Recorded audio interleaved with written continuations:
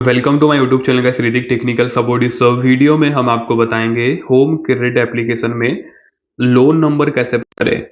अब जैसे कि मैंने एप्लीकेशन यहाँ पे ओपन किया, वेरिफिकेशन रिक्वायर्ड पे अगर मैं क्लिक करता हूँ तो यहाँ पे आप लोग देख पाएंगे कि अगर मुझे कोई भी लोन को पे करना है तो लोन नंबर मुझे यहाँ पे डालना पड़ता है। अब काफ़ी लोगों को ये लोन नंबर पता नहीं होता, तो मैं आपको बताना चाहूँगा कि सिंपल आप अपना जो है ना व्हाट्सअप वाला मोबाइल नंबर ओपन करिएगा। अगर आपका व्हाट्सअप वाला चालू है, जिस मोबाइल नंबर से आपने होम क्रेडिट में अकाउंट बनाया और उस मोबाइल नंबर पे अगर आपका व्हाट्सअप चालू होगा तो आपको इनकी तरफ से कांटेक्ट आते रहते, तो यहाँ पे भी आपका लोन अकाउंट नंबर आपको शो करेगा।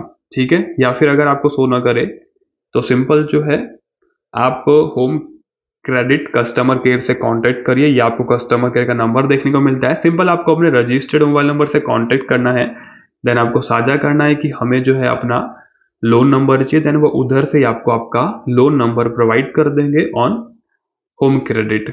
ठीक है, सो मिलते हैं नेक्स्ट वीडियो में।